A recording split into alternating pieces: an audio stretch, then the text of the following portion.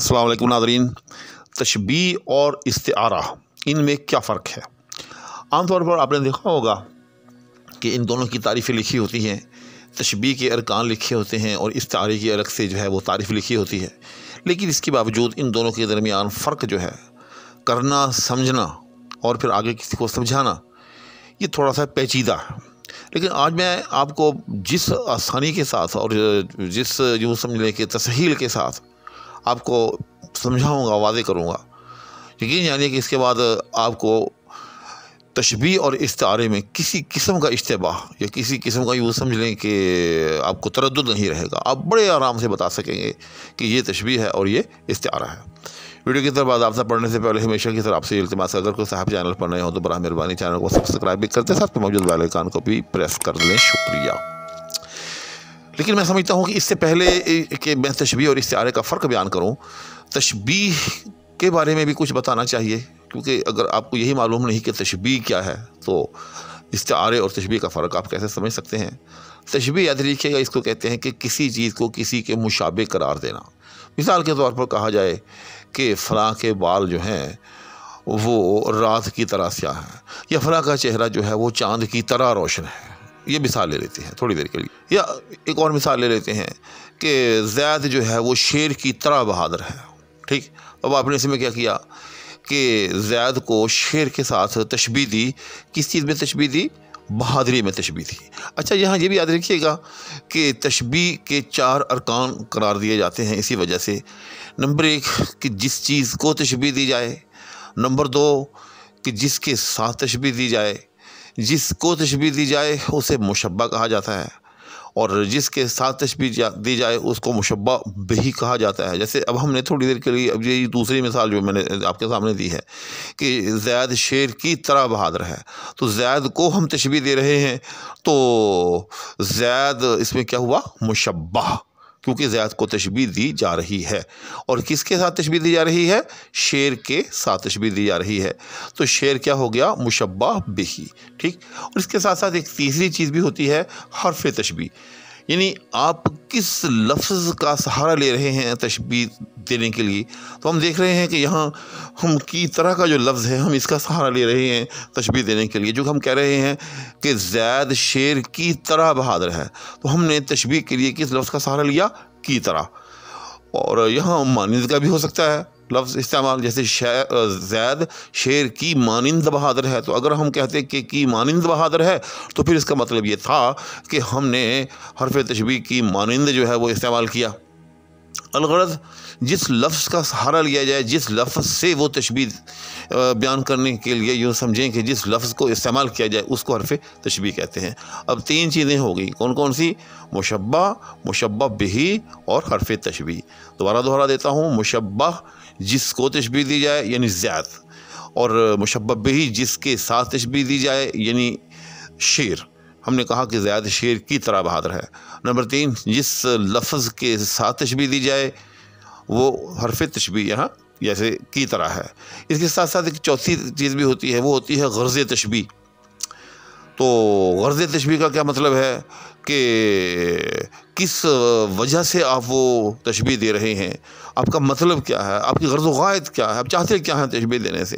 तो इससे गर्ज़ व गायत क्या है? इससे गर्ज़ व गायत है बहादुरी बयान करना, चूँकि हम ज़ैद की बहादुरी बयान करना चाहते हैं। अगर हम वैसे कहते कि ज़ैद बड़ा बहादुर है, ज़ैद बड़ा बड़ा बड़ा ही बहादुर है, बड़ा ही बहादुर है, तो ज़ाहिर है इससे वो लफ्ज़ में ज़ोर पैदा नहीं हो सकता। हमने क्या किया? हमने जब ये कहा कि ज़ैद शेर की तरह बहादुर है, तो इससे ज़ैद की बहादुरी जो है वो खुलकर सामने आ गई, क्योंकि देखने वालों को, सुनने वालों को अच्छी तरह से ये बात मालूम है कि शेर बड़ा बहादुर होता है, किस तरह से हमला करता है। तो जब आपने ये कहा कि ज़ैद शेर की तरह बहादुर है, तो ज़ैद की बहादुरी जो है वो खुलकर समझ में आ गई। तो इस तरह से तशबीह का ये चौथा रुकन क्या कहलाता है? गर्ज़ तशबीह। इसके साथ साथ एक वजह तशबीह भी होती है। जी हाँ, वजह तशबीह का क्या मतलब है कि आखिर आपने लफ्ज़ शेर ही क्यों जो है मुंतखब किया? क्या वजह है कि आपने ये क्यों नहीं कहा कि ज़ैद जो है वो भैंस की तरह बहादुर है, या ज़ैद जो है वो बकरे की तरह बहादुर है, या इसी तरह से आपने किसी और जानवर का नाम क्यों नहीं लिया? आपने शेर का नाम ही क्यों जो है वो क्यों मुंतखब किया? तो क्या वजह है? इसकी वजह यह है कि शेर ही एक ऐसा जानवर है हमारी नज़र में जो बड़ा बहादुर होता है। तो चूँकि शेर एक बड़ा बहादुर जानवर है तो इसलिए हमने तशबीह देने के लिए शेर का जो है वो इंतखाब किया। तो इस तरह से हमने कुल मिलाकर 5 चीज़ें जो है वो तशबीह के बारे में समझी। नंबर 1 मुशब्बा, नंबर 2 मुशब्बा बिही, नंबर 3 हरफ तशबीह, और नंबर 4 जो है वो गर्ज़ तशबीह, और नंबर 5 वजह तशबीह। मैं दोबारा भी समरी बयान कर देता हूँ। वो ये कि पहली जो 2 चीज़ें हैं मुशब्बा और मुशब्बा बिही, यानी जिसको तशबीह दी जाए और जिसके साथ तशबीह दी जाए। जिस तरह से इस मिसाल के अंदर ज़ैद और शेर, हमने ज़ैद को तशबीह दी शेर के साथ, तो इनको अरकाने तशबीह में तरफ़ैन तशबीह भी कहा जाता है। याद रखिएगा, मुशब्बा बिही और मुशब्बा को, या मुशब्बा और मुशब्बा बिही को, दोनों को कुल मिलाकर दोनों को तरफ़ैन तशबीह भी जो है वो कहते हैं।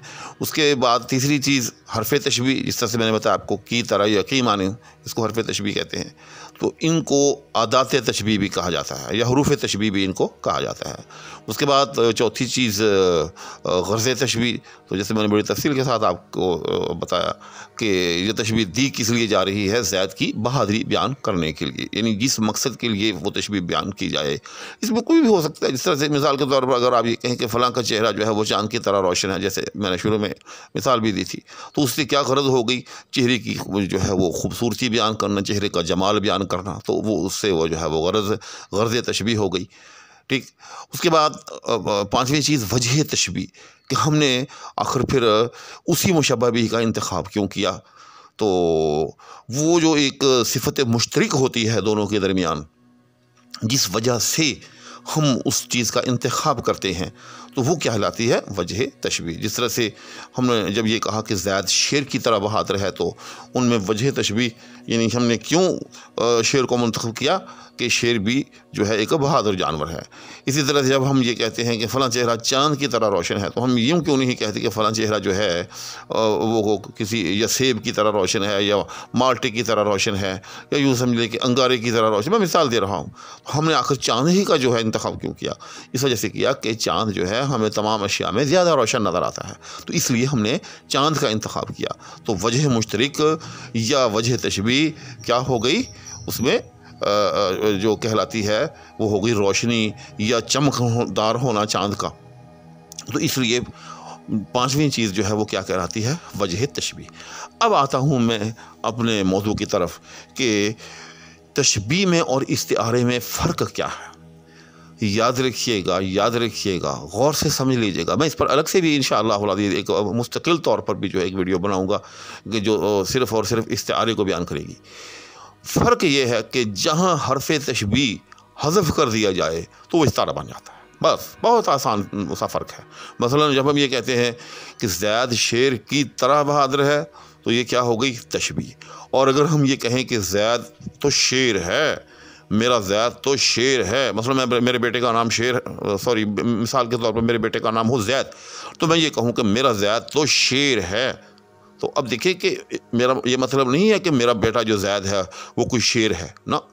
मैं कहना ये चाहता हूँ कि शेर की तरह बहादुर है। लेकिन मैंने क्या किया, मैंने ये किया कि हरफ तशबीह जो है वो मैंने हज़फ कर दिया। मैंने सीधा सीधा कह दिया कि मेरा ज़ैद तो शेर है। ठीक। तो ये क्या बन गया, इस्तिआरा। जहाँ याद रखिएगा हम किसी चीज़ को किसी के साथ तशबीह दें, लेकिन वहाँ हरफ तशबीह का तज़किरा ना करें, और लेकिन दोनों में ताल्लुक़ जो है तशबीह का हो, तो उसको जो है फिर वो इस्तिआरा कहते हैं। मिसाल के तौर पर एक और मिसाल भी ले लेते हैं। मसलन कोई माँ जो है अपने बेटे को कहती है कि मेरा बेटा तो चाँद है। अब देखिए कि अगर वो कहे कि मेरा बेटा तो चाँद की तरह है, ठीक, चाँद की तरह प्यारा है, चाँद की तरह रोशन है, तो फिर वो होगी तशबीह। और अगर वो कहे वो माँ अपने बेटे को कि मेरा बेटा तो चाँद है, ठीक, तो फिर वो बन गया इस्तिआरा। क्यों? उसने क्या किया, उस माँ ने वो जो लफ्ज़ की तरह जो था कि मेरा बेटा चाँद की तरह रोशन है या चाँद की तरह है, तो की तरह का लफ्ज़ जब उसने दरमियान से हटा दिया तो वो क्या बन गया, इस्तिआरा बन गया। तो उम्मीद है कि इससे आपको तशबीह और इस्तिआरे का फ़र्क जो है वो भी समझ में आ गया होगा। तो चूँकि ये बड़ी बुनियादी सी चीज़ है, तशबीह और इस्तिआरा, ये बारहा जो है वो शेर व शायरी में और इल्म बयान में, इल्म मानी वगैरह में जो है इसका इस्तेमाल जो है वो होता है। तो इसलिए मैंने चाहा कि अपने नाज़रीन को आसान लफ्ज़ों में इख्तिसार के साथ जो है इसके बारे में बता दूँ। अब फिर आगे ये कि तशबीह की बहुत सारी अक़साम होती हैं, इस्तिआरे की बहुत सारी अक़साम होती हैं। इंशाअल्लाह अज़ीज़ इस सफ़र में इन तमाम चीज़ों का जो है हम तफ़सील के साथ मुतालिया करेंगे।